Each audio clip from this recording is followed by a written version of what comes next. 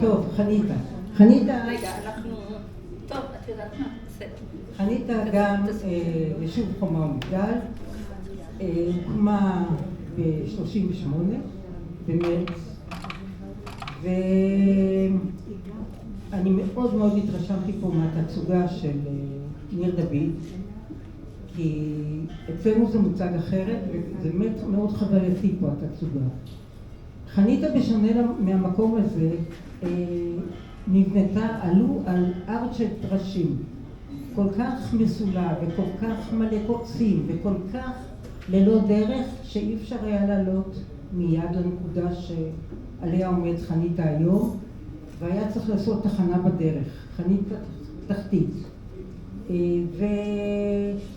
ובניגוד למקום הזה שהגיעו עם כל החומות חצי מוכנות על מסעיות, בחניתה סחבו את הקרשים קרש או 3 קרשים על הכתף, כי אי אפשר היה לעלות עם מכונית בחניתה על הסלעים והטרשים האלה.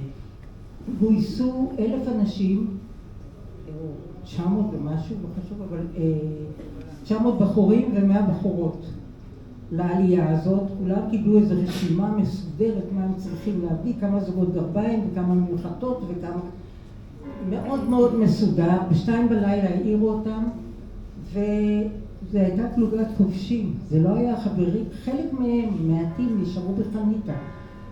רובם היו פלוגה של כובשים, הם הגיעו, חלקם התחילו מיד לסלול דרך, ואז סללו עם טוריות, אז יש הרבה תמונות במוזיאום שלנו של אנשים שעובדים עם טוריות.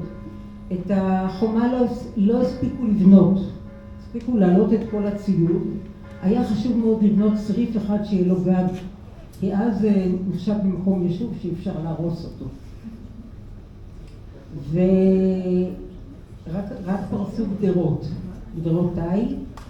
הקרשים התחילו לבנות, לא בנו את החומה, בוודאי לא את המגדל. בלילה הראשון התחילה רוח מאוד עזה. חניתה זה מקום שלפי אחד המחקרים שאבא שלי סיפר, אבא שלי היה משמיד חניתה, מקום מלא עם רוחות מאוד מאוד חזקות, והתחילה רוח בסגנון החניתאי וכל האוהלים עפו, ואז התחילה מתקפה של ערבים על המקום. אנשים די התבלבלו. אבא טען שהיה בלגן, שהיה מסודר.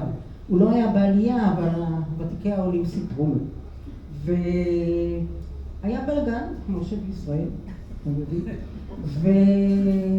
וכשהצליחו להדוף את ההתקפה, אבל אז גילו שיש 2 פצועים, שבמשך הלילה מתו מאובדן דם.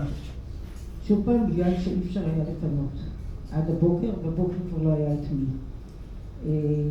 ורק למחרת התחילו לבנות את החומה, התחילו לבנות את המגדל. זאת אומרת, זה לא היה בסגנון שפה שהכל היה בנוי ביום אחד, לקח כמה ימים. וטוב, מיד איך שבונים, מגיעים המבקרים, כן? כל גדולי היישוב וארצפלד בראשם. ניר דוד. דרך אגב, התמונה המפורסמת של יצחק שדה, שיגאל ידין ומשה דיין. משה דיין מצדדיו מצולמת בחניתה. יגאל אלון, יצחק שדה ומשה דיין, ומישהו אמר שאלה יהיו, זאת תהיה הצמרת הביטחונית של מדינת ישראל, ואכן כך קרה. הגיעו אנשים מיסוד המעלה והביאו ספר תורה שעד היום אנחנו שומרים עליו.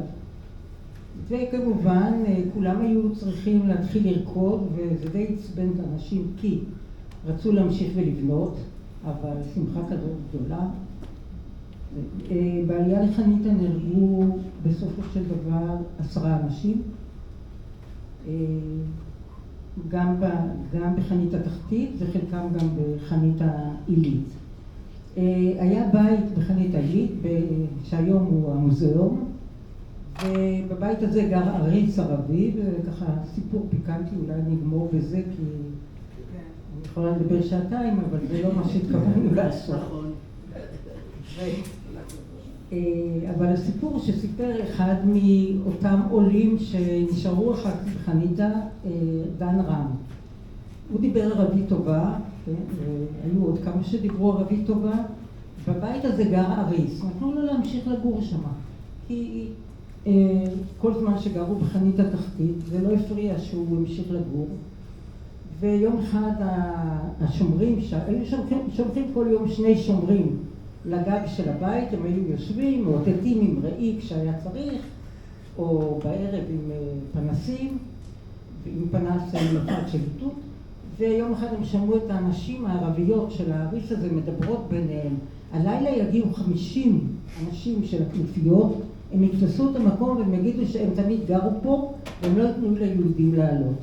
הם כמובן נותתו את ההודעה הזאת חזרה למטה לחנית התחתית, ועוד באותו יום עלו לחניתה. שוב פעם, עלייה ללא כביש, ללא שום אמצעי לעלות, לא במכוניות, ברגל. וכשהגיעו 50 אנשי כנופיות, אז הם כבר פגשו את האנשים למעלה. את האריס אמרו לו שהוא יתכבד ויצא, והוא אמר, אני לא יכול ככה לצאת. אם אתם רוצים שאני אצא, תתנו לי מכות.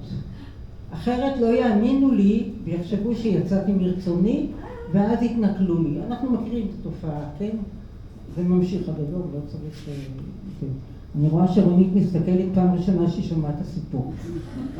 והיא מחניתה. אז נתנו לו כמה סתירות, מכות, מה לא, צריכים להיות סימנים. הוא הוריד את הטונת שלו, אמר, תקחו חבל, תרטיבו אותו ותצליפו בי. והם עשו מה שהוא ביקש.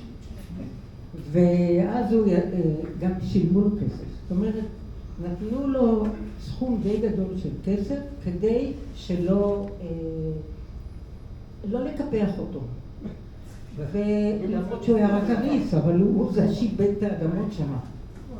ואז הוא יצא בשמחה עם הפשעים על הגב, עם אשתו וכל ילדיו ונשותיו, זה היו 2, ועם החמור והגמל, שכולם גרו באותו בית.